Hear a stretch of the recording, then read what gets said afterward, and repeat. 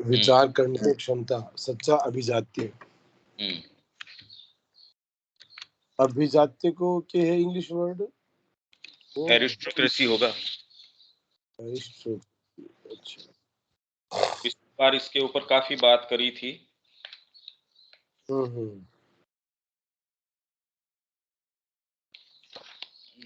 का इंग्लिश के अंदर है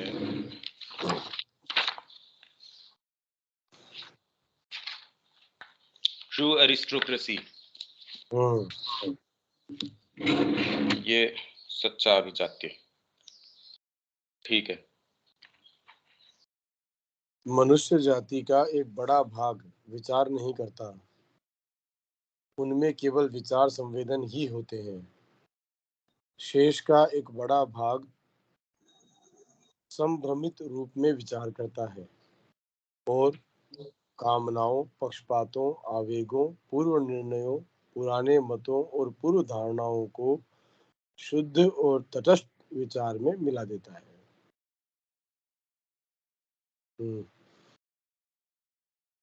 केवल कुछ ही जो धरती पर विरले ही अभिजात है, यथार्थतः और सच में विचार कर सकते हैं, तो वही अब सच्चा अभिजात्य है।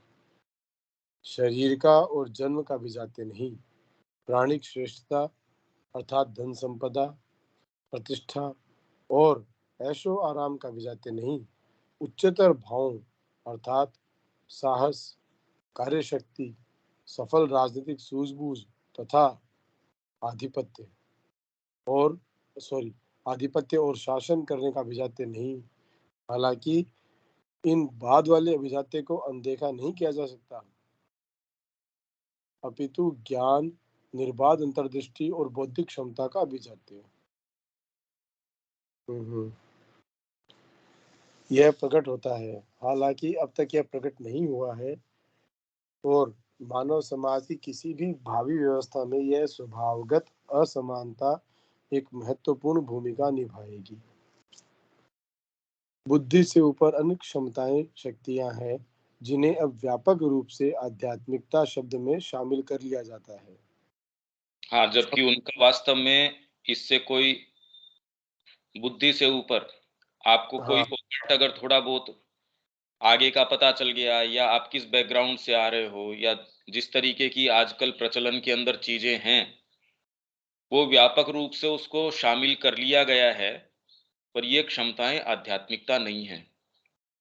ये सारी हो के भी आध्यात्मिकता न हो, और ये सारी हो तो भी आध्यात्मिकता हो, मतलब इसमें कोई इससे कंसिस्टेंसी या इनकंसिस्टेंसी वाली बात नहीं है।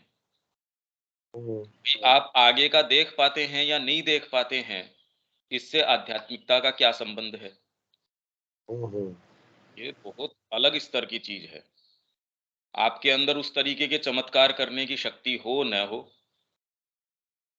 कृष्ण प्रेम जो है इस तरीके के कोई चमत्कार या कोई चीज नहीं करते थे, पर वहां रामगढ़ के अंदर नीचे जब अपने आश्रम में एक बार गए तो वहां कोई थे, इंद्रसेन जी थे या कौन थे, तो उन्होंने कहा उससे पहले भी नीम करोली बाबा आए थे, उनमें ऐसी शक्ति कि वहां कहीं चले गए, अपने आप भंडारा होना शुरू हो गया, मतलब किसी को खबर तक नहीं, और तुरंत सारी व्यवस्था हो गई। ये चमत्कार।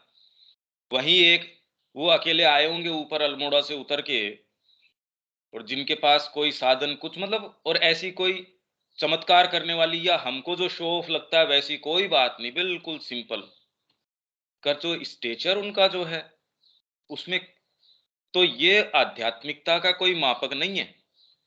पर क्योंकि हम इतने दरिद्र हैं, छोटी छोटी ये जो डिस्प्ले की चीजें हैं, ये इतने प्रभावित होते हैं हम इससे, इतने ज्यादा प्रभावित हैं इससे, और वो उसका कारण भी यही है कि बच्चा जो है खिलौने से बहलाया जाता है।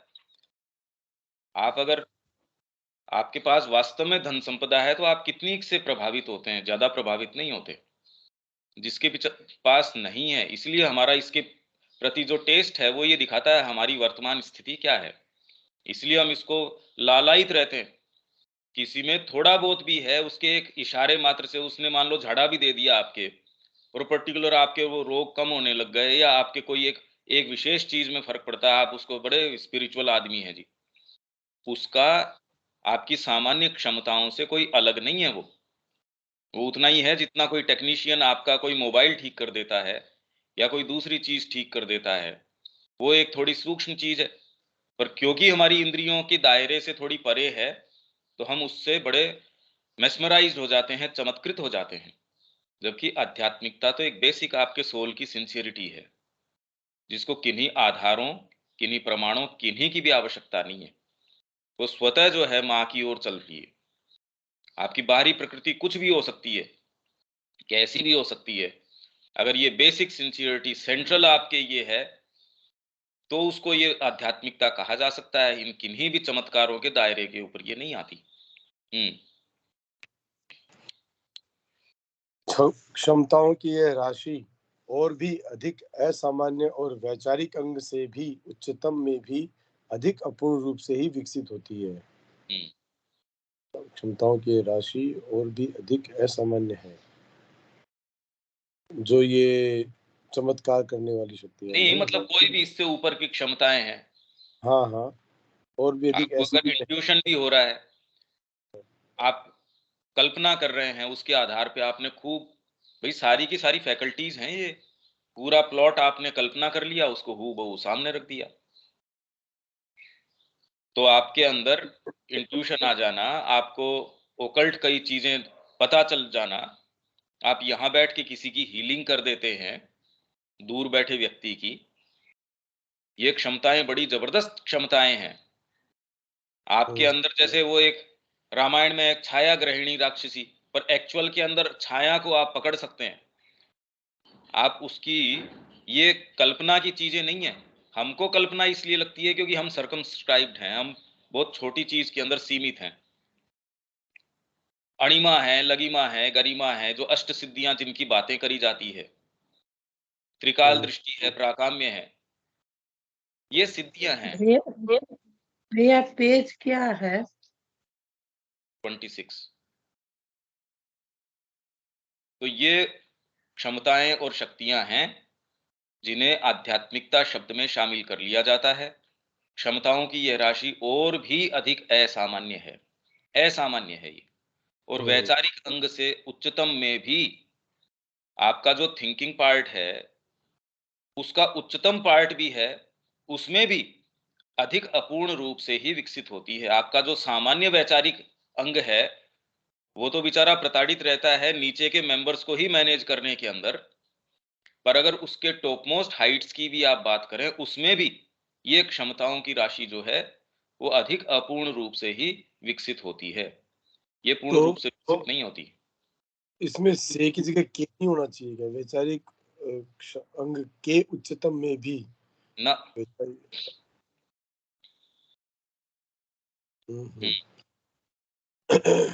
अधिकांश लोग बौद्धिकता, कल्पनात्मक प्रेरणा या भावनात्मक तीव्रता को आध्यात्मिकता समझने की भूल करते हैं।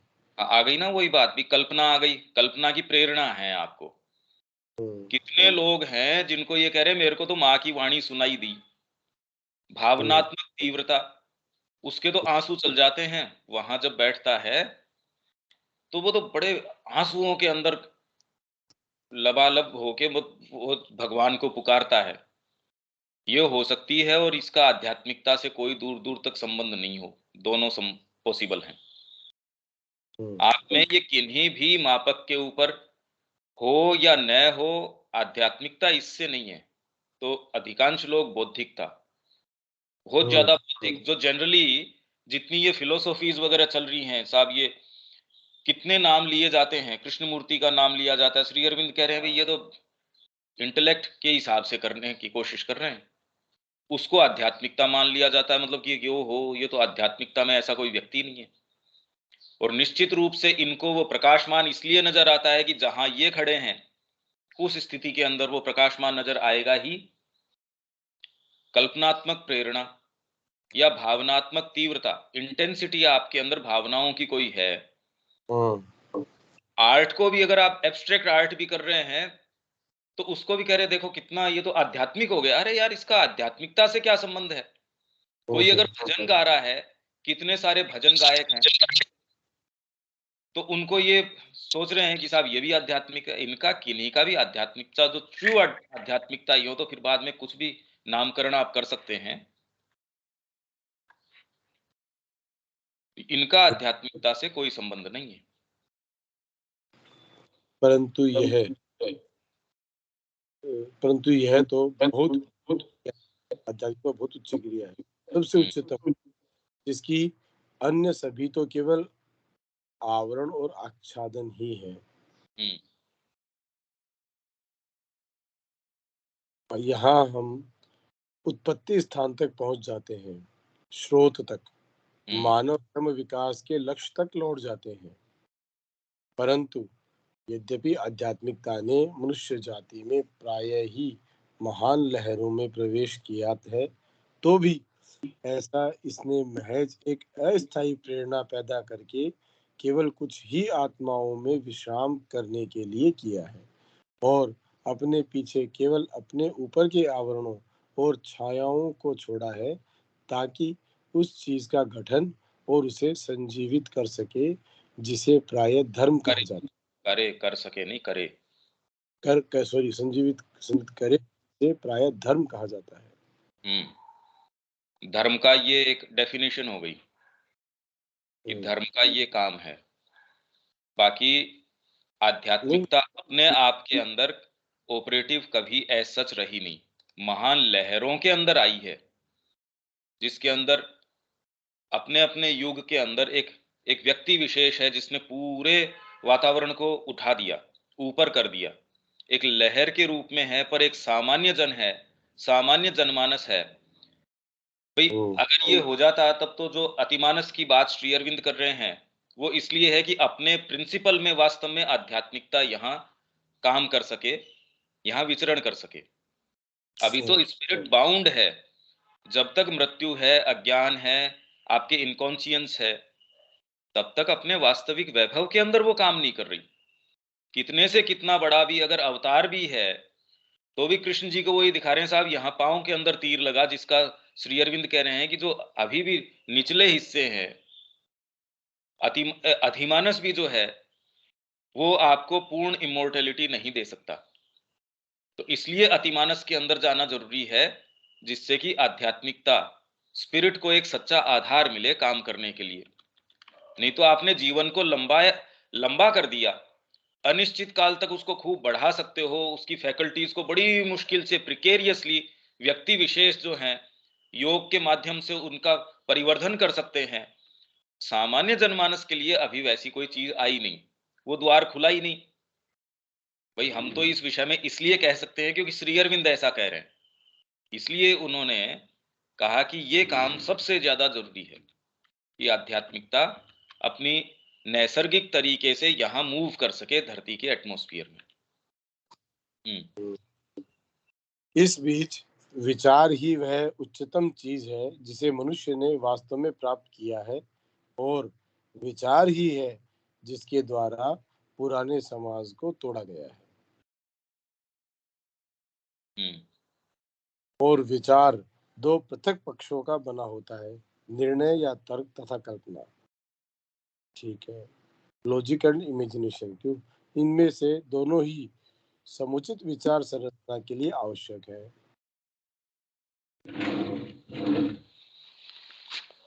तो आपने जो ये बुक को पहलो कोटेशन दो, वो तो कि वो तर्क शक्ति इसको विचार ये बना देती है, तो इसमें ये थोड़ी कह रहे हैं तर्क शक्ति आपको आध्यात्मिक बना देती है। हाँ, नहीं आध्यात्मिक नहीं कर देती है। तो विचार करने के दो पक्ष हैं। हाँ, भैया आपके लेफ्ट हैंड साइड और राइट हैंड साइड बताई थी माइंड की। हाँ, तो हाँ, एक में कल्पना शक्ति है और एक के अंदर एनालिटिकल फैकल्टी है। हाँ, एक में एनालिटिकल। सही। दोनों ही समुचित विचार संरचना के लिए आवश्यक हैं। हाँ, आप विज्ञान में भी हो और एकदम बारीकी से भी जा रहे हैं, पर नए आयाम आपके तब खुलेंगे जब आपके अंदर कल्पना शक्ति होगी कि आगे ऐसा भी हो सकता है क्या, हम किसी दूसरी ऐसी गैलेक्सी के अंदर कैसे जाएंगे। अगर ये परिप्रेक्ष्य आदमी का खुला न हो तो वो परीक्षण भी कैसे करेगा, परीक्षण भी तो किसी कल्पना के आधार पे करता है वो। तो इसलिए ये दो चीजें हैं, निर्णय या तर्क, आपकी लेफ्ट हैंड फैकल्टीज और राइट हैंड फैकल्टीज। तो इसके अंदर से जो उच्चतम चीज है जिसे मनुष्य ने वास्तव में प्राप्त किया है, और विचार ही है जिसके द्वारा पुराने समाज को तोड़ा गया है। पुराना आपका ढांचा है। मकान में भी आप जाते हो, आपको ये लगता है कि आपकी अब रिक्वायरमेंट्स आपके बाहरी जो मकान के ढांचे है उससे फुलफिल नहीं हो रही। आप कह रहे हैं तुरंत इसमें इतने ही एरिया के अंदर नई प्लानिंग करते हैं, इसको तोड़ के नया बना लेते हैं। जितने भी समाजों की या आपके इवन किस तरीके से समाज किन नियमों से गाइड होगा, समय समय पे कितने बदले हैं वो। हर चीज के अंदर परिवर्तन आया, तो वो परिवर्तन किसने किया? विचार के स्तर के ऊपर ही हुआ है। हाँ, मानव जाति की पुरानी व्यवस्था को एक ओर विज्ञान, दर्शन और आलोचना द्वारा तथा दूसरी ओर कला, काव्य और आदर्शवाद द्वारा खोखला कर दिया गया है और वह अब ढह रही है और नई व्यवस्था की नींव रख दी गई है। इनमें से विज्ञान, दर्शन और आलोचना ने विलासिता, आराम और सुविधा की व्यवस्था करके जिसकी कि सभी मनुष्य कामना करते हैं, मानव जन समुदाय के लिए अपनी उपयोगिता स्थापित कर दी है और आवेगों, स्वार्थों, लालसाओं और आकांक्षाओं, अभिप्साओं के भ्रमित संघर्ष में जो कि विलय और क्षयकारी प्रभाव के साथ पूरे विश्व में काम कर रही हैं, मनुष्य को औचित्य बोध से सुसज्जित कर दिया है। यूटिलिटी से है ना, जस्टिफिकेशन की, हाँ, जस्टिफाइड है। हाँ, आप धर्म से किसी से संबद्ध हैं, इवन मैं तो कह रहा हूं आध्यात्मिकता जब आप अपनाते हैं, ये तो बातें छोड़िए और सारी की सारी, तो उसके अंदर भी आप अपनी सेफ्टी ये ढूंढते हैं, हाँ गुरुजी हैं, तो उसमें कहीं ना कहीं आप एक औचित्य बोध जो है उससे सुसज्ज कर दिया है। हाँ भाई, हम तो सेफ हैं, हमारा क्राइस्ट के ऊपर विश्वास आ गया, तो आपके सारे सिन हैं वो सारे पेड ऑफ हो गए। धर्म के अंदर आपने ये काम कर लिए, हाँ जी हम तो गायों की भी ये सेवा करते हैं, हम तो कोई ऋषि मुनि है उनको भी देखो ये देते हैं, हम तो आध्यात्मिकता में बहुत आगे चले गए। हर जने के किसके ऐसा है जो अगर ध्यान से देखे तो जिसके अंदर ये औचित्य बोध किसी न किसी चीज के ऊपर उसने नेट एक रखा हो। मैं तो ये काम करता हूं, मैं तो ये काम करता हूं, क्योंकि उसको जस्टिफाई करना जरूरी है अपने आप को। अगर वो अपनी वस्तु स्थिति देख ले तो उसके लिए बड़ा मुश्किल हो जाएगा अपने फ्रेमवर्क को एक सैनिटी के अंदर रखना, पागल हो जाएगा नहीं तो वो। और सामान्य जन तो इस स्थिति के अंदर आते ही नहीं है, वो तो जो भी करते हैं उसको भी वो तो जस्टिफाई करते हैं। तो ये सारी चीजें हैं, इसने मनुष्य जाति को औचित्य बोध से सुसज्ज कर दिया, जस्टिफाइड है अभी। अधिक सूक्ष्म और गंभीर दूसरे पक्ष का मूल्य उसकी प्रक्रियाओं के कम गोचर और इंद्रिय गम्य स्वरूप के कारण जन साधारण के लिए अस्पष्ट रहा है। दूसरे पक्ष कौन से? सूक्ष्म जो पक्ष है, अब इंट्यूशन आ रही है या कल्पनात्मक प्रेरणा आ रही है, ये तो श्री अरविंद ही आगे विवेचन करेंगे एक एक की काव्य क्षमता का लेके कि ये वाले के अंदर है, वो इसमें नहीं है। जब कविता का जब वो विवेचन करेंगे कि आपकी कल्पना किन किन स्तरों से आती है, अब वो तो हमारे लिए सूक्ष्म चीज है। हम तो चाहे वो मिल्टन हो, चाहे कोई शैली हो, चाहे कोई सा भी हो, हमको ये नहीं पता, श्री अरविंद सारे को ये उनका वर्गीकरण कर देते हैं, इसकी प्रेरणा यहां से आ रही है, और इस कवि विशेष की भी प्रेरणा अधिकांश में तो यहां से आती है, बाकी कुछ लाइनें इसकी यहां से आई हैं। तो इवन काव्यात्मक प्रेरणा है हमारे लिए तो बड़ी सूक्ष्म चीज है। इवन उसके लिए जो इन स्तरों को नहीं जानता, उसके लिए भी इस विषय में बात करना, जैसे श्री अरविंद कह रहे हैं कि इसकी प्रेरणा कहां से आती है। मूर्तिकार है, मूर्ति तो हमको मान लो आंखों से दिख गई, पर उसके पीछे क्या प्रेजेंस है, वो तो सूक्ष्म चीज है। उसका हम कैसे विवेचन करें, किस स्तर से प्रेरणा आ रही है, अभिव्यक्त क्या कर रही है, मुश्किल है। इवन जो कल्टीवेटेड भी है आर्ट के अंदर, वो ये एक्सप्लेनेशन जो श्री अरविंद दे रहे हैं कि इसके क्या क्या जगत है या क्या क्या लोक है जहां से ये प्रेरणाएं आती हैं, ये तो श्री अरविंद ही कर सकते हैं। अभी जिसने सारे स्पेक्ट्रम को देखा है, जिसको चार्ट आउट किया है, वो ही बता सकता है। नहीं, हाँ आप ये कह सकते हो जी मीरा के भजन सुनते बहुत ही गहरे हैं, आजकल जो माइंड से ये जो जितने भजन बनाते हैं इनमें वो बात नहीं है, ये तो आपका हृदय बता देगा। वो तो ठीक बात है भाई, ये खाना बहुत अच्छा है, ये वाला खा के मेरे को तृप्ति ज्यादा हुई, इतना तो आपका मान लो टेस्ट ने बता दिया, पर उसका एनालिसिस अगर करने की बात करें तो उसके लिए तो आपको एक बैकग्राउंड चाहिए, उसके लिए कल्टीवेशन चाहिए। और जिन विषयों के बारे में श्री अरविंद विवेचन कर रहे हैं वो तो कल्टीवेशन बहुत अलग स्तर का है। भारतीय संस्कृति के विषय में या ह्यूमन प्रोग्रेशन के विषय में वो तो इस स्तर की, और तो गंभीर जो दूसरा पक्ष है वो तो जनसाधारण के लिए इंद्रिय गम्य नहीं रही, अस्पष्ट रही है। अब जैसे आजकल ये प्रचलन में है, आप आए न्यूज से पहले आपका पर्चा बन गया, तो आप इतने चमत्कृत हैं इस चीज से कि ओ ये तो कमाल चीज हो गई। और वास्तव में आपकी जो क्षमताएं हैं उसके लिए आपको कमाल लगती ही हैं, ठीक ही बात है। पर जो इससे ऊपर की जो चीजें हमारे अंदर हम खुद कैरी करते हैं, क्योंकि हमको उनका बोध नहीं है, वो हमको कमाल नहीं लगती। अगर हम बारीकी से देखेंगे हमारे अपने जीवन के अंदर माँ ने कैसे कैसे चमत्कार कर रखे होंगे, और वो सच्चे चमत्कार हैं कि किस तरीके से उसी फ्रेमवर्क में एक व्यक्ति वो कैसे मूव करता है अपने गोल की तरफ, वो ही सारे काम करते हुए। क्या ये चमत्कार नहीं है? मतलब कितनी गजब बात है। आप ये देखिए कि वो ही प्रक्रियाएं करके, योग की जिसको हम प्रक्रियाएं कहते हैं, ध्यान है, चिंतन है, प्राणायाम है, जितने भी हैं वो सारे करके भी वो व्यक्ति अहम से केंद्रित हो सकता है।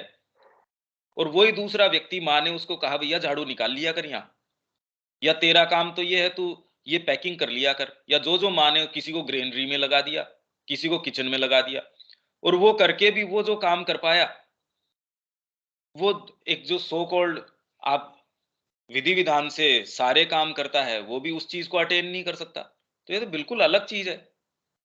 ये वास्तव में चमत्कार है। इससे बड़ा चमत्कार ये है कि परमात्मा हमारे रूप में, जैसे माँ कहती है, ये चमत्कारों का चमत्कार है कि तू हम बन गया है। पर एक्चुअल में तो ये विवेचन करने की बात है, और सामान्य इंद्रिय बोध हमारे इतने चमत्कृत हो जाते हैं उन चीजों से। वो तो वैसा ही है जैसे बच्चा चमत्कृत हो जाता है छोटी चीज, उसको कितना अच्छा लगता है वो। ये मनुष्य जाति के शैशव काल को, या ये अब मतलब उसके चाइल्डिशनेस को दिखाती है, इसमें कोई मैच्योरिटी की बात नहीं है। हाँ, आगे। ये बहुत इंपॉर्टेंट है, इससे हम कोई सा भी नहीं बचता।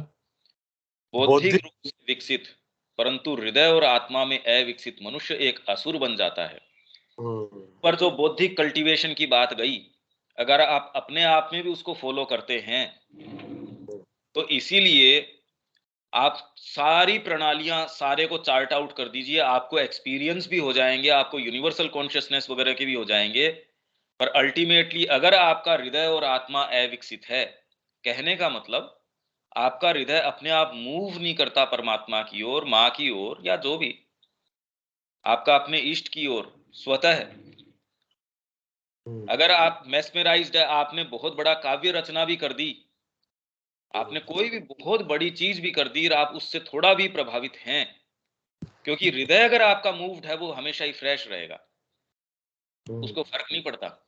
आप चक्रवर्ती सम्राट हैं तो भी आप ये देखिए, अगर हृदय जिस समय आपका मूव्ड होता है, आपके पोजेशंस हैं, आपके जितने भी एंडोवमेंट्स हैं, आप उसको दरकिनार कर देते हैं। हृदय तो हृदय है भाई। अगर थोड़ा भी आपको ये भान है कि मेरे बौद्धिक ये एंडोवमेंट्स हैं, इसका मतलब अभी पूरा हृदय मूव्ड नहीं है। ये तो हम सब ने किसी न किसी स्तर पे थोड़ा तो अनुभव किया ही होगा। हम कैसे भी हैं, जिस समय हृदय या आत्मा विकसित या मूव्ड है, हम इनके कोई ध्यान ही नहीं देते। और वो सच्चा कल्टीवेशन और वो सच्चा विकास और सच्चा अभिजातीय ये है। तो बौद्धिक रूप से आप विकसित हो गए, आत्मा आपकी मूव कर ही नहीं रही, आप इतना सटीक तरीके से और लॉजिक को काम में लेते हैं। इसीलिए श्री अरविंद ने उनको कहा, कर रसेल को पढ़ के कभी भी कोई आध्यात्मिक बना है क्या? अगर आप उसके प्रेमिसेस को स्वीकार करेंगे तो वो अपने माइंड में मडल्ड अप नहीं है, घालमेल नहीं करता रसेल। तो आप अगर उसके एक वाद को पकड़ेंगे तो आप उसके निष्कर्ष के ऊपर अनिवार्य रूप से पहुंचेंगे ही। ये दिलीप कुमार रॉय को लिखा, पर आज तक रसेल को पकड़ के कोई भी आध्यात्मिकता फॉलो कर पाया है क्या? ये एक बहुत सुंदर उनका पत्र है। ये हमको दिखाता है कि बौद्धिकता के रूप से विकसित, हृदय के अंदर अविकसित। तो आप तो एक्चुअल के अंदर पशु हो। इनफैक्ट ये तो कह रहे हैं असुर बन जाता है, अविकसित मनुष्य एक असुर बन जाता है, वो किसी काम का नहीं रहता, क्योंकि उसको आप ये बिल्कुल भी उसके अंदर ये नहीं बता सकते कि और कोई दूसरी चीज भी है। उसकी बौद्धिकता के अंदर कोई भी थोड़ा बहुत भी अगर व्यवधान आता है तो वो इतना वेहेमेंटली उसके उसके विरुद्ध लड़ता है कि मेरे फ्रेमवर्क को आप डिस्टर्ब क्यों कर रहे हो। वो टच ही नहीं करने देता अपने दुर्ग को। बौद्धिक रूप से विकसित, बौद्धिक बौद्धिक रूप से विकसित यानी ज्ञान तथा और सूक्ष्म प्रकृति पर अपने कट रही है प्रभुत्व। आवाज बीच बीच में। हाँ, आवाज कट रही है। तथा तत्वों को अपने सेवकों के रूप में तथा जगत को अपने पांव की चौकी के रूप में काम में लेने की क्षमता से युक्त, परंतु हृदय और आत्मा में अविकसित मनुष्य केवल एक निम्नतर प्रकार का असुर बन जाता है, जो पार्श्विक प्रकृति की तुष्टि के लिए एक अर्धदेव की शक्तियों का उपयोग करता है। हम यहां नहीं है, हम अभी भी यहां नहीं है, इसलिए हम तुष्टि तो कर रहे हैं, पर अर्धदेव की शक्तियों का उपयोग करते हुए ये हम नहीं कर रहे, क्योंकि ये बौद्धिक रूप से विकसित की बात कर रहे हैं, जो कि हम अभी इस पहली वाले हाँ, ही इसमें नहीं है। हाँ, हाँ, हाँ, पर अभी सारा प्रयास चाहे विज्ञान का हो, चाहे आपकी जो भी चिंतन धारा हो, अभी तक समाज का ढांचा हो, आपकी आर्थिक नीतियां हो, जितनी भी हैं, अगर हम ये कहें कि कुछ बौद्धिक रूप से अगर वो थोड़ा विकसित हुआ है, तो भी उसने सारे को समर्पित किया है अपने शरीर और अपने प्राण के सुख साधनों के लिए। इवन माइंड अपने स्तर के ऊपर भी ऑपरेट नहीं कर रहा है, वो इनके सबसर्वियंस के रूप में काम कर रहा है। वैज्ञानिक ज्ञान तथा स्थूल और सूक्ष्म प्रकृति पर अपने प्रभुत्व में शक्तिशाली, सूक्ष्म प्रकृति के ऊपर भी अगर अपने प्रभुत्व में शक्तिशाली, तत्वों को, एलिमेंट्स को अपने सेवकों के रूप में, और खाली भौतिक तत्व ही नहीं, आप सूक्ष्म तत्वों को भी, अग्नि तत्व है उसके ऊपर मेरा अधिकार है जी, जल तत्व है जैसे थियो है, उसको मौसम के ऊपर और अपने वातावरण के ऊपर इतना प्रभाव था, वो जहां चाहे उस खेत के अंदर बारिश करवा ले, जब चाहे आंधी लिया है, तूफान लिया है, सारे काम कर ले। तो भी वो आध्यात्मिक हो गया, ये नहीं ओकल्टिस्ट था, पर स्पिरिचुअल था, ये तो कभी मां नहीं कह रही। तत्वों को अपने सेवकों के रूप में, एलिमेंट्स को अपने सेवक के रूप में जो काम में ले रहा है, तथा जगत को अपने पांव की चौकी के रूप में काम में लेने की क्षमता से युक्त, ये सारी भी अगर आप में है, परंतु हृदय और आत्मा में अविकसित मनुष्य केवल एक निम्नतर प्रकार का असुर बन जाता है। आपके इशारे मात्र से चांद को उठा के आपने इधर रख दिया, जो आपका सोलर सिस्टम है उसकी गति आपने बदल दी, जो कि असुर पहले रावण के दरबार में हम पढ़ते ही हैं कि ये ग्रह जो है उसके आसन के नीचे थे साहब, उसने सारों को बंदी बना रखा था। पर वो कोई आदर्श थोड़ी है, फिर भी हम कह रहे हैं असुर है, दैत्य है, राक्षस है, अलग अलग श्रेणी है, जो एक पाशविक प्रकृति की तुष्टि के लिए एक अर्धदेव की शक्तियों का उपयोग करता है। पुरातन जगत की धुंधली परंपराओं, धुंधली अस्पष्ट है, आप एटलांटिस की बात करो तो आपको पूरा कोई पता नहीं ना उसमें क्या था क्या नहीं था। मायन कल्चर है, कितनी कितनी कल्चर्स हैं जिसके अंदर ये शक्तियां हैं, बहुत विकसित थी। आ गई ना ये आगे एटलांटिस, और स्मृतियों के अनुसार प्राचीन एटलांटिस की सभ्यता का ऐसा ही स्वरूप था, जो कि तब समुद्र के नीचे डूब गई, जब उसकी महानता और उसकी दुष्टता का बोझ पृथ्वी के सहन करने के लिए अत्यधिक भारी हो गया। हर जना ओकल्टिस्ट। आज मिस्र की सभ्यता की आप बात करो, कितना गहरा उनको सेंस होगा, जिन्होंने एक पिरामिड के अंदर की इस शेप के अंदर एनर्जी का इस तरीके का कंसंट्रेशन होता है। उनको आफ्टर लाइफ का इतना सेंस कि इसीलिए ममिफिकेशन करके, और वो विशेष लोग थे और उनका ममिफिकेशन किया उन्होंने। और असुरों की हमारी अपनी पौराणिक कथाएं मानव जाति में एक महान परंतु निष्फल विकास की इसी प्रकार की चेतना को दर्शाती हैं। महान, भाई आप रावण है, कंस है, इन सारों को क्या दिखाते हैं? आसुरिक कल्मिनेशन। अगर ये अहम बद्ध, और जबकि उनको तो खैर हम ये कह रहे हैं भगवान के पार्षद थे, वो इसलिए आए, जो भी है। पर अल्टीमेटली प्रतीक किस चीज के हैं? अगर आप अहमात्मक चेतना के इर्द गिर्द अपनी सारी शक्तियों को, चाहे कितनी भी विराट शक्तियां हैं, उनको केंद्रित करते हैं, तो आपका कल्मिनेशन ये होने वाला है।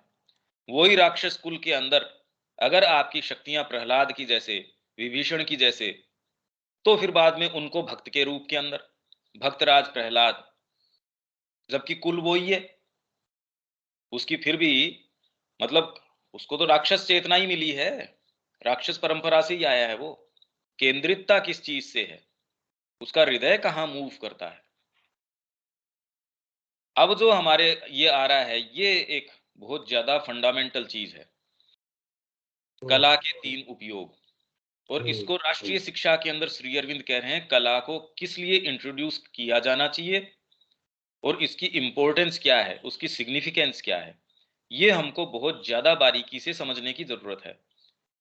क्योंकि हमारा तो खैर कला से कोई बहुत ज्यादा हम इंटीमेटली उसको सारे को जाने वो पता है नहीं, पर एटलीस्ट कम से कम इस विवेचन से एक मानसिक रूप से इंटेलेक्चुअली तो हम कुछ तो इसका आस्वादन कर पाएंगे।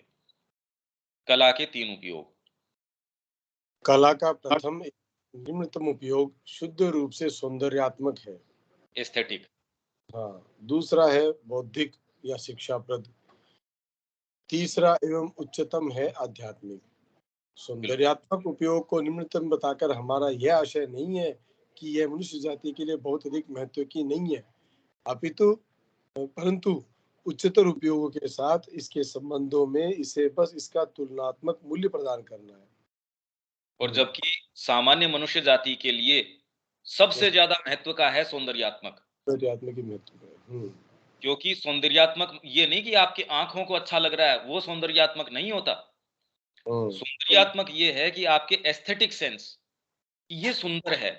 भावनाओं में आप ये देखते हैं कि एक के पास एक बच्चा रो रहा है भोजन के बिना, दूसरे जने ने चाहे खुद अपने जेब से पैसे खर्च करके ब्रेड खरीदी, वो बैठ के खा रहा है, पर आपके सौंदर्य बोध को आहत होता है इसके अंदर। वो ये कहेगा कि ये तो सुंदर बात नहीं भी। या आपको जब वो व्यक्ति समझाने के लग रहा है, इसके अंदर आपने ये उसको जवाब दिया, ये तो सुंदर बात नहीं है। आप काम एंड कंपोज्ड रह सकते हैं। तो सौंदर्यात्मक बोध है वो हमेशा ही कोई दो चीजों के बीच के अंदर, जब आप एक चीज कर सकते थे, अभी आपको सरकार पकड़ के नहीं लेके जाएगी, आपने खरीदी है ब्रेड और दूसरा भूख से तड़पता मर गया, तो आपको कोई दंड विधान लागू नहीं होगा। पर एस्थेटिक्स है जो समाज के एथिक्स जो हैं, वो आपको धिक्कारेंगे। अगर आप में कॉन्शियंस है, आप में कुछ थोड़ी बहुत विकसित है, तो आप ये कहेंगे रे मरना हो गया तेरा, तो शर्म नहीं आई तेरे को, दंड विधान लागू नहीं हुआ आप पे। तो सौंदर्यात्मक तत्व अगर आपका विकसित है, अगर मनुष्य जाति का ये विकसित होगा, तो सामान्य जो चीजें हम समाज में आज देख रहे हैं वो नहीं हो सकती। आप एजेंडा आपका सरकार का ये लेके आ रहे हैं, कर रहे हैं दूसरी चीज, वादा करते हैं एक चीज का, करते हैं दूसरी चीज। तो शिक्षा में जो हम विभीषिकाएं, हर क्षेत्र में जो विभीषिकाएं हैं, कहते हैं एक चीज, करते हैं दूसरी चीज। आप सौंदर्यात्मक हैं तो वास्तव में मतलब सो कॉल्ड जो आध्यात्मिक व्यक्ति हैं, कहते हैं एक, मां मैं आपका हूं, और कर्म उनके देखो वो क्या क्या कर्म है उनके, वो काम भी। तो इसलिए उसका जो बौद्धिक या शिक्षाप्रद वो तो छोड़िए, अगर सौंदर्यात्मक पक्ष भी वास्तव में डेवलप हो जाता है राष्ट्रीय पटल के ऊपर, तो जो जो चीजें हमें आज देखने को मिल रही हैं सामान्य मीडिया के अंदर या और चीजों के अंदर या सामान्य व्यवहार के अंदर, उनमें बहुत बड़ा अंकुश लग जाएगा, आप वो काम नहीं कर सकेंगे। सौंदर्य बोध ही, भाई आप बड़े से बड़े अधिकारी से मिलिए जो बड़ा संभ्रांत आपको लगता है, आप हल्के से किसी टेंडर की बात कर लीजिए, वो ऐसे निम्नतर स्तर के ऊपर आ जाएगा कि आप कहेंगे अरे तू, मतलब तेरा प्राइस टैग है, तूने भी अपना मुंह खोल दिया। और यूं आप कहते हैं अपने बच्चे को अरे ये पढ़ ले तू ये बनेगा, और उससे तो आपका रात दिन का संबंध है या संपर्क है। तो अल्टीमेटली एक असुर भी वो काम नहीं करता जो अच्छे कल्टीवेटेड, जो सो कॉल्ड कल्टीवेटेड या एजुकेटेड है। अरे भाई आपको वो सारी सुविधाएं या वो नहीं मिली, पर आप तो सारे दिन उदाहरण देख ही पा रहे हैं राजनीति के अंदर जिनको वो सारी सुविधाएं मिली हैं, शिक्षा की जो टॉप मोस्ट जिनको शिक्षाएं कहते हैं, वही लोग ऐसे काम कर गुजरते हैं जो एक सामान्य आपका जो अब लोअर कास्ट का भी व्यक्ति है कभी नहीं करेगा वो ऐसा काम। वैसे काम वो कर गुजरते हैं और उनको बिल्कुल भी उनकी कॉन्शियंस पे इतनी सी जरा सी लेश मात्र रोज का काम है उनका। तो किसको कल्टीवेटेड कहेंगे? कला का सबसे निम्नतम उपयोग ये है। पर निम्नतम कह के इसका मतलब ये नहीं है कि इसकी इंपॉर्टेंस कम हो गई। इनफैक्ट मनुष्य जाति एट लार्ज के लिए सबसे ज्यादा इंपॉर्टेंस इसकी है, क्योंकि वो तो अभी पशु है। अभी तो सौंदर्यात्मक बोध उसके लिए निम्नतम जो उसका उपयोग है वो भी उसके लिए सबसे ज्यादा इंपॉर्टेंट है। बाकी वो तो अपन ने इंटेलेक्चुअल वो हिंदू हिंदू धर्म वाले टॉपिक में पढ़ना पड़ा था ना कि हिंदू धर्म का तो मूल उद्देश्य, फंडामेंटल उद्देश्य ही सौंदर्य बोध है। अपन पढ़ के गए थे ना पहले। हाँ, मतलब वो सौंदर्य बोध अलग तरीके से है कि आपकी, क्योंकि तंत्र है सारा का सारा, कैसे आपके भागों को एड्रेस किया जाए। भाई आपके कौन सा भाग जो है वो प्रोमिनेंट है। हर व्यक्ति के अपने अपने तरीके की संरचना है। आप किस चीज से मूव्ड होंगे वो दूसरा व्यक्ति, और आप अपने भी जीवन काल में अलग अलग मानसिक फ्रेमवर्क, आपके शरीर की अलग अलग अवस्थाएं हैं। आप वही व्यक्ति हैं या बचपन में पर आपकी मानसिकता एक अलग तरीके की थी, या एक सर्टेन वातावरण में है या एक सर्टेन चीज के अंदर है, तब आप एक अलग फ्रेमवर्क में होते हैं। तो धर्म का काम है कि कैसे आपके ये सारे बोधों को या आपके फ्रेमवर्क को कैसे टारगेट किया जाए या उससे संवाद किया जाए और उसको आकृष्ट करके धीरे धीरे धीरे धीरे धर्म के माध्यम से, धर्म मतलब आपके पास दो चॉइसेस हैं पर करने का ये काम है। आप जीवन की इस अवस्था अवस्था के अंदर हैं, पर ये बेटर कहने का मतलब हमेशा ही आप जिस सीढ़ी पे हैं उससे आगे की एक सीढ़ी आपको दिखा दी जाती है। आप जिस पायदान पे, उससे भीतर का अंदर जाने का एक और आयाम आपके लिए खोल दिया जाता है। तो यों करके धीरे धीरे धीरे धीरे तो सौंदर्य बोध, क्योंकि सबसे पहले तो यही आपको टच करता है, आपके आंखों को, कानों को, सेंस को। और सौंदर्य बोध खाली इसी चीज का थोड़ी है, भावनाओं का, विचारों का। आप जो बोल रहे हैं, अभिव्यक्त कर रहे हैं, वही चीज आप बहुत सुंदर तरीके से अभिव्यक्त कर सकते थे। वही जो है, अगर आपको सेंस नहीं है वाणी को कैसे काम में लेना है, तो आप ये देखिए कि कितने फुअड़ तरीके से व्यक्ति अभिव्यक्त करता है। उसके प्रेम प्रदर्शन का भी तरीका इतना फुअड़ है, और वो ये कल्टीवेटेड व्यक्ति है। अगर गंभीर से गंभीर आपकी आलोचना भी करनी है तो इतने सुंदर शब्दों के अंदर वो करता है कि अपनी बात को बिल्कुल आपके अंदर पहुंचा देता है बिना किसी रिएक्शन के। और यूं आप अगर प्रेम भी प्रदर्शित कर रहे हैं तो भी आपकी जो फुअड़पन है वो रिएक्शंस पैदा करता है। तो कल्टीवेशन है ये तो पूरा पूरा ही, ये तो सीधे सीधे ही कल्टीवेशन है। हमारे अंदर कोई चीज का रिजेंटमेंट है, कोई चीज है, माँ कह रही है एक जापानी है, उसको इतनी शिक्षा दी जाती है, आपसे इतना गहरा वो प्रेम करता है, पर हो सकता है आपके लिए प्राण दे दे और आपको उस दिन तक पता नहीं चले कि आपसे इतना गंभीर प्रेम करता है।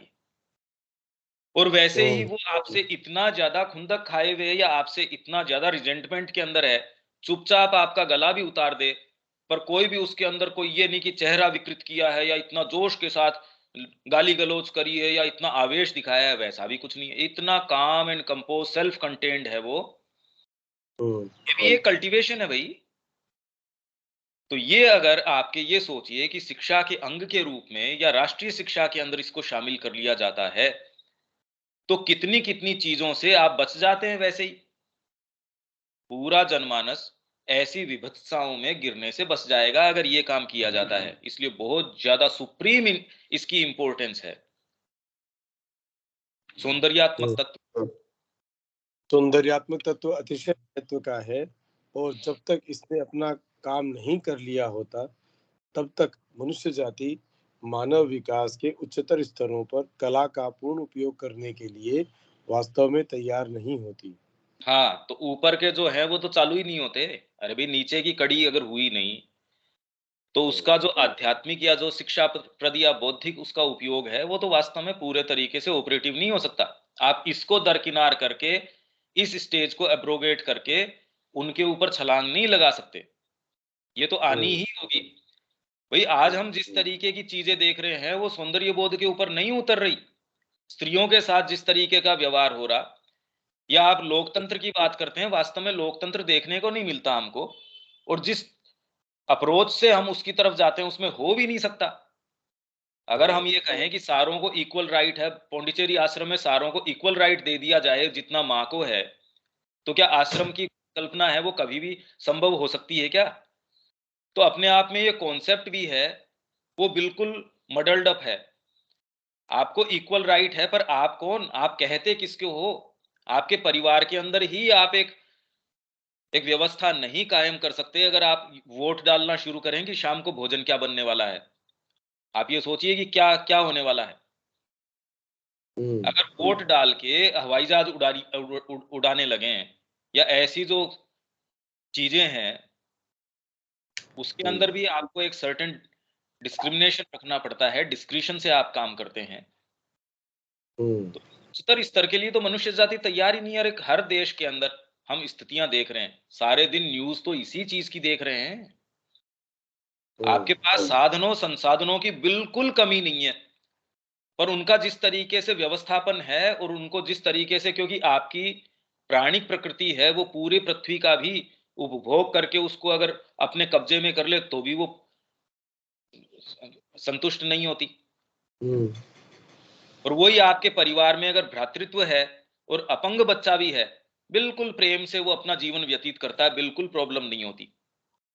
इसलिए श्री अरविंद कह रहे हैं कि जो ट्रायंगल है, जो आपके फ्रेटर्निटी है, इक्वेलिटी है और लिबर्टी है, इनका जो ट्रायंगल है, वो जब तक भ्रातृत्व के ऊपर खड़ा नहीं होगा, और भ्रातृत्व एकमात्र आत्मा के ऊपर आधारित है। आप कहें सबको स्वतंत्रता है, पर स्वतंत्रता कौन से भाग को?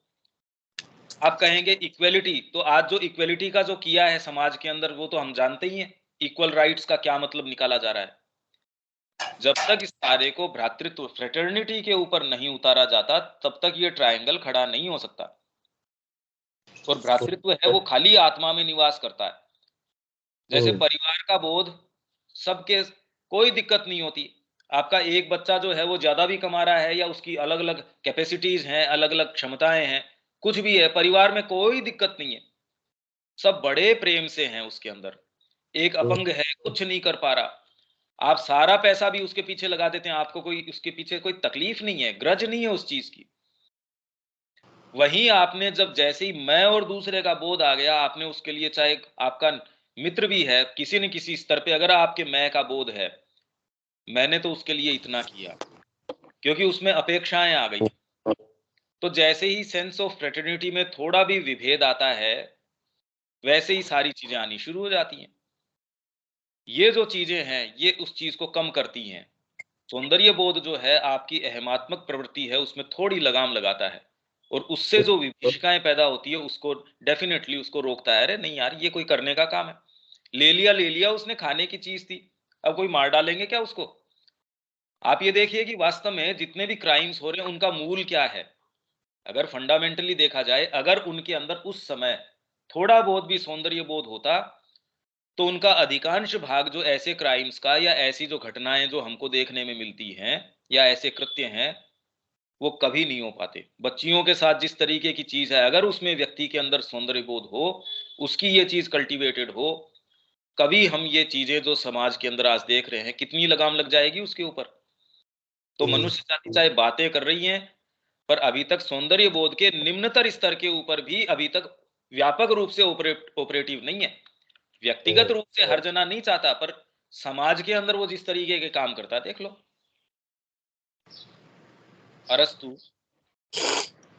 अरस्तु दुखांत घटना ट्रेजेडी को, हाँ, ट्रेजेडी को उसकी शुद्धिकरण की शक्ति के कारण भारी महत्व देते हैं।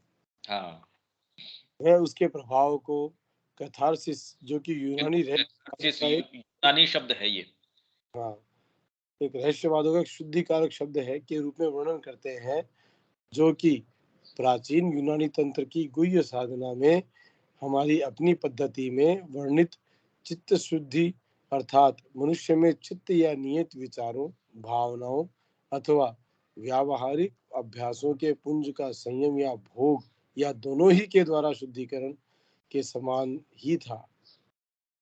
मतलब एरिस्टोटल ने ये शब्द दिया कैथारसिस।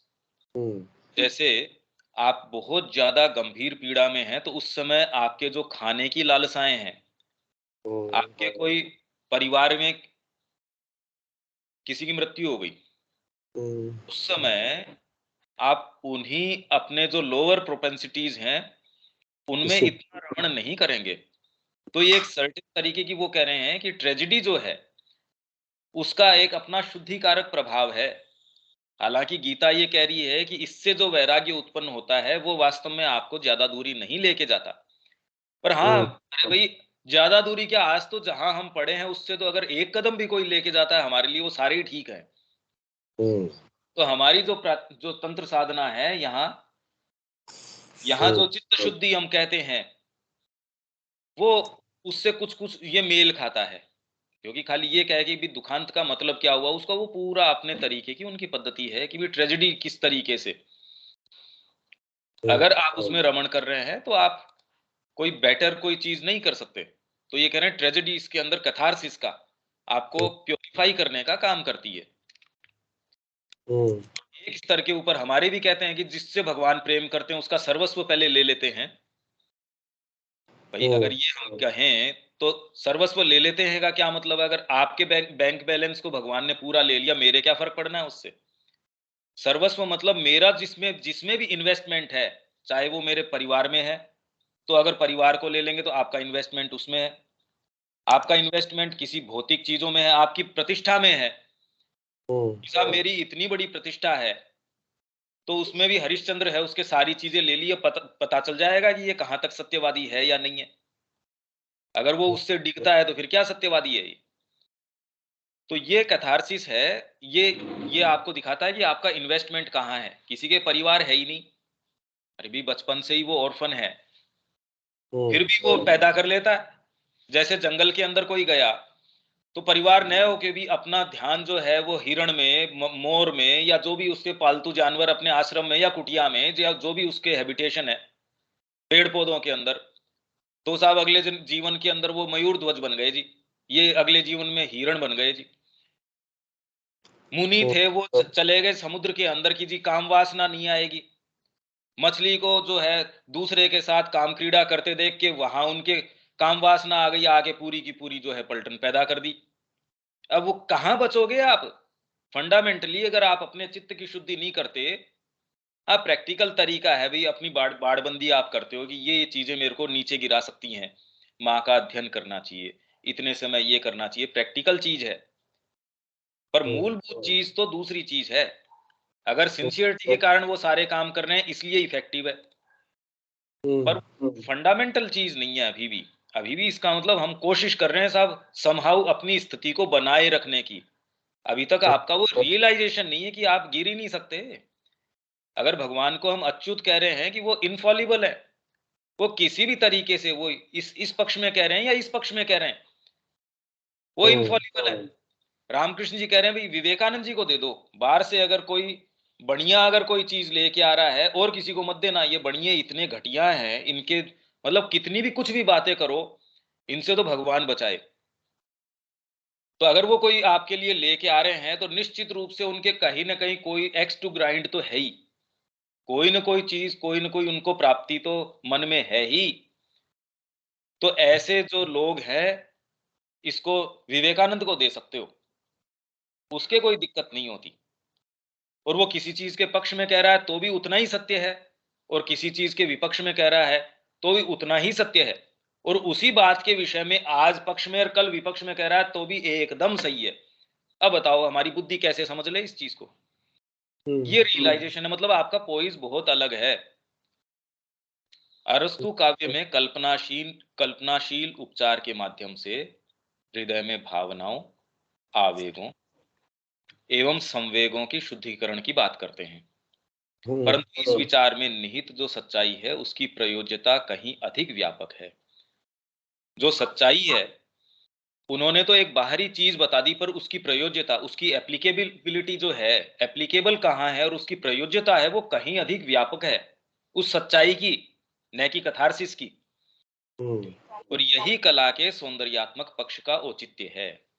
तो जो सबसे नीचा जो पक्ष है वो आपके क्या करता है, ये लास्ट लाइन में बता दिया।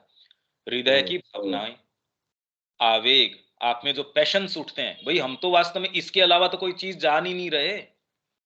अगर हमारे अंदर सारा वातावरण किस चीज के लिए है, कलेक्टिव लिविंग हमारी किस तरीके से सारी को प्रभावित किया जा रहा है, शिक्षा किस लिए, ये चीज मिलेगी।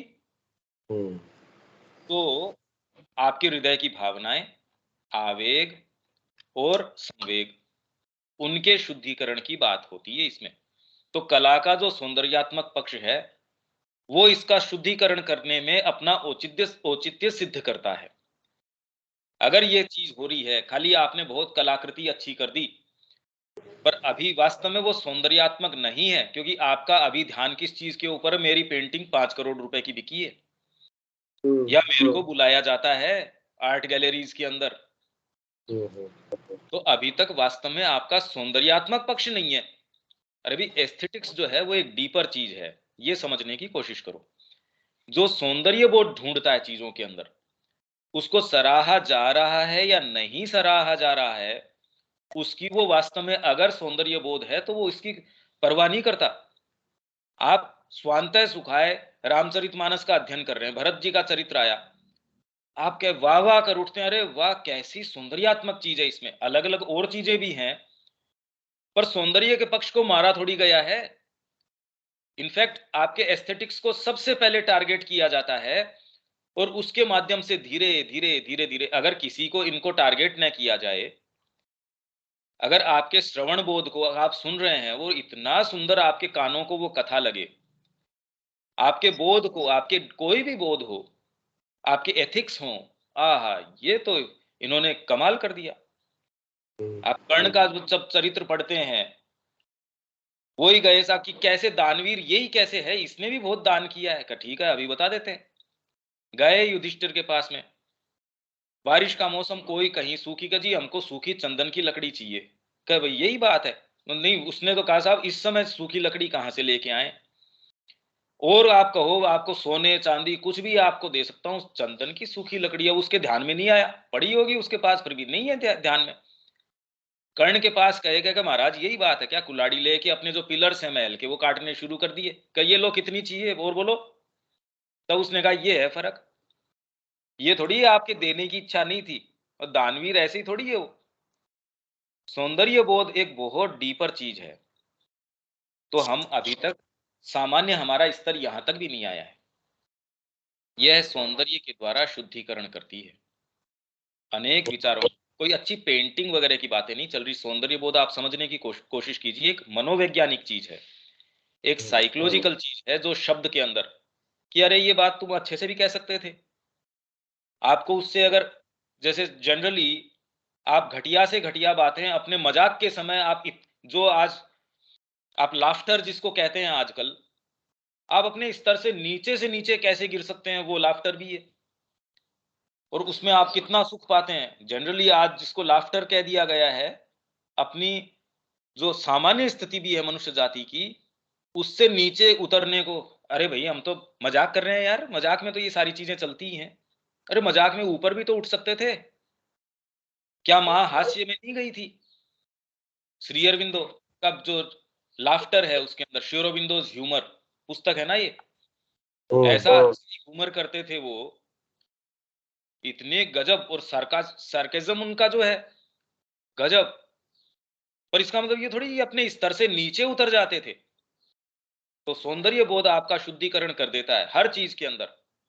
ये रे मजाक भी करनी है तेरे को, बैठना भी अच्छे से बैठ यार, ऐसे कैसे बैठा है, ऐसे कैसे व्यवहार कर रहा है।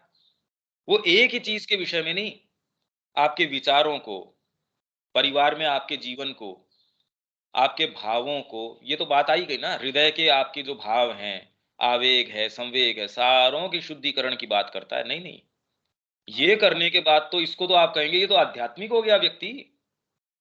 अगर ये साधित भी हो जाता है, जो लोवेस्ट उपयोग है कला का, और जबकि कला आध्यात्मिकता नहीं है, वो तो उसका हाईएस्ट उपयोग है, पर कला अपने आप में आध्यात्मिक नहीं है। आध्यात्मिकता के अंदर कला समाहित हो सकती है। इसीलिए जब इनको कहा, दिलीप कुमार रॉय को, कला के विषय में, तो वो पत्र बड़ा सुंदर है। उसमें कहा कि योगी है वो कलाकार हो सकता है, पर कलाकार अपने आप के अंदर हो ये कोई जरूरी नहीं है। योगी तो कुछ भी कर सकता है भाई, योग से भावित होके आप कुछ भी कर सकते हैं, पर ये विभेद करना ये कला है, ये है। जनरली इसको यही कर लिया जाता है। कोई कलाकार है और अगर ये शुद्धिकरण और थोड़ा सा साधित हो गया तो आप ये आध्यात्मिक व्यक्ति है, जबकि अध्यात्म से इसका कोई दूर दूर तक संबंध नहीं है। आपने अगर थोड़ा सा इस चीज को महसूस किया, आप तुरंत इन दोनों के बीच में आप ये कह सकते हैं, अरे नहीं नहीं, ये तो वातावरण ही अलग है। आध्यात्मिकता एक बिल्कुल अलग वातावरण है। उसमें ये सौंदर्य बोध हो न हो ये भी आवश्यक नहीं है। आध्यात्मिकता में है वो व्यक्ति गाली गलौज करता है, ये भी हो सकता है। वो बारी उसके सौंदर्य न हो ये भी हो सकता है, पर यह आध्यात्मिकता की पूर्णता नहीं है, आदर्श स्थिति नहीं है।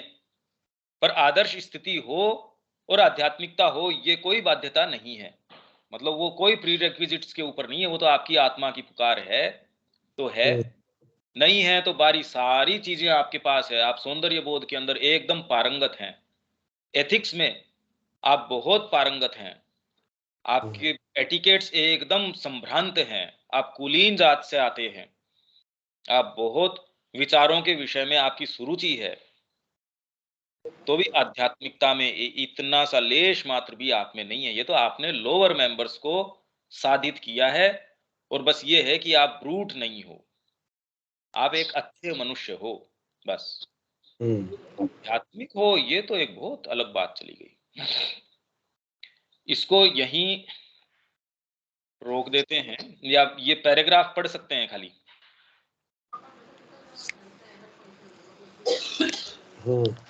पैराग्राफ ले लेते हैं भैया। हाँ, अनेक विचारकों के मतानुसार सुंदर एवं शुभ समान ही है। सुंदर और शुभ, और भले ही इस विचार को प्रस्तुत गलत ढंग से किया गया हो, परंतु उचित दृष्टिकोण से रखे जाने पर यह केवल कोई एक सत्य नहीं है, अपितु जीवन का मूलभूत सत्य है। इस विषय में विचार किए जाना चाहिए। स्वयं हमारे दर्शन के अनुसार समस्त जगत आनंद से आविर्भूत होता है और आनंद में लौट जाता है। सारी सृष्टि आनंद से, आनंद के लिए, आनंद में है। अगर आप इस जन्म में आनंद नहीं ले रहे हैं भाई, आप मतलब यही तो सावित्री के अंदर बार बार ये है कि तू ये, सावित्री की मां ने ये कहा कि भाई ऐसी ये क्यों, तो नारद जी ने कहा कि आपकी जो टिमिड जो नेचर है उसी को ये लगता है। तो आत्मा का साहस है वो इस चीज से वो प्रभावित नहीं होता, वो तो करके आया इस अभियान के लिए संकल्प। स्वयं हमारे दर्शन के अनुसार समस्त जगत आनंद से आविर्भूत होता है, आनंद में लौट जाता है, और जिस त्रिविध शब्द में आनंद को प्रस्तुत किया जा सकता है वह हर्ष, प्रेम, सौंदर्य, इन तीन चीजों के अंदर संपूर्ण जगत में मनुष्य जीवन एवं प्रकृति में दिव्य सौंदर्य को देखना, जो हमने देखा है उससे प्रेम करना, और उस प्रेम एवं उस सौंदर्य में शुद्ध अमिश्रित आनंद होना, वह नियत मार्ग है जिसके द्वारा एक जाति के रूप में मानव समुदाय को ईश्वर की ओर आरोहण करना होगा। ये तो कल्पना में नहीं आती। जगत में, मनुष्य में, इन सब में सौंदर्य को देखना पहले तो हमारा पूरा जीवन इसमें, और खाली बाहरी नहीं, विचार, भाव, हृदय की सारी चीजें, उनमें सब में आपने सौंदर्य देखा। उस सौंदर्य से आपने फिर बाद में प्रेम किया, सुंदर चीज है। विभत्स से विभत्स चीज भी दिख रही है, भगवान ने कुब्जा भी को भी देखा और कहा हे सुंदरी। उन्होंने उस सौंदर्य को देखा, भाव के सौंदर्य को देख लिया और उससे प्रेम करना। प्रेम एवं सौंदर्य में शुद्ध अमिश्रित, और अगर आप ये करते हैं तो आनंद तो निश्चित रूप से आएगा, जिसके द्वारा एक जाति के रूप में मानव समुदाय को ईश्वर की ओर आरोहण करना होगा। यही है अविद्या से होकर विद्या तक पहुंचना, उस मतलब दैट परमात्मा की नानाविध अभिव्यक्ति के द्वारा उस एकमेव निर्विकार तथा दिव्य तक पहुंचना, जिसके विषय में उपनिषद बारंबार बोलते हैं। परंतु आनंद होना चाहिए शुद्ध एवं अमिश्रित, स्व केंद्रित भावावेगों से अमिश्रित, दुख दर्द एवं अशुभ से अमिश्रित। इससे पहले कि उच्चतम तक पहुंचा जा सके, भले बुरे के तथा सुंदर असुंदर के बोध को, जो कि हमारी बुद्धि व हमारी इंद्रियों को आक्रांत कर देता है, ये बोध, इस सब को अखंड रस के द्वारा इसलिए जब आप साहित्य में विभत्स रस भी है, साहित्य में जब आप प्रवेश करते हैं सारों को इक्वल स्पिरिट से आप रसास्वादन कर सकते हैं, नहीं तो कर ही नहीं सकते। ये साहित्य का सबसे कीमती चीज है। तो जब साहित्य में आएगी ये बात, तब हम इसको देख पाएंगे। रौद्र रस है, उसका भी आस्वादन कर सक रहे हैं। तो आप भला बुरा ये सारों को हटा के आप उसमें ये थोड़ी जरासंध को बीच से काट रहे हैं, बीच से फाड़ रहे हैं उसको। अब विभत्स चीज है ये। वस्तुओं की आनंद प्रदता में अविभेदित एवं विस्तृत आनंद के द्वारा प्रतिस्थापित करना होगा। कि जी पूतना को जो है कैसे मार डाला, उसके अंदर भी जो आनंद, जो आप लीला भगवान की देख पा रहे हैं, ये तो यही हो सकता है। इसीलिए भगवान उसको कह रहे हैं, जब विराट रूप दिखाया तब कृष्ण उसको वो अर्जुन उसको सहन नहीं कर पाया। तो श्री अरविंद अपनी कमेंट्री में कह रहे हैं कि अर्जुन को लेस अपाल्ड गेज के द्वारा इस संसार को सारे को देखना पड़ेगा, नहीं तो हमारी गेज है वो अपाल्ड है, विस्मित है, भौचक्के हैं हम, उसमें कैसे देख सकते हैं। इस लक्ष्य की ओर बढ़ने के मार्ग में सौंदर्य के निम्नतर एवं संकुचित बोध का पूर्ण उपयोग करना होगा। जो सबसे पहला जो उपयोग था, जो कि कम सुंदर को अधिक सुंदर से, निम्नतर को उच्चतर के द्वारा तथा तुच्छ को उदार के द्वारा प्रतिस्थापित करने की चेष्टा करता है। हमेशा ही जो लोअर है उसमें दूसरी चीज जो उससे बेटर या सुंदर है उसको लाके उसके स्थान पे रखने का प्रयास करता है। तो हम अपने जीवन में इसका प्रयास कर सकते हैं। इसको आज हम यहीं विराम दे सकते हैं। इसके विषय में अगर आपके कोई पॉइंटेड प्रश्न हम कल ले सकते हैं, लाइनों में या किसी में भी आप अंडरलाइन कर लीजिए, और कल हम इसके अगर प्रश्न होंगे तो शुरू उससे करेंगे, नहीं होंगे तो आगे तो हम चलेंगे ही। यहां हम इसको रोक देते हैं। ठीक है। ठीक है भैया। जय श्री मां। जय श्री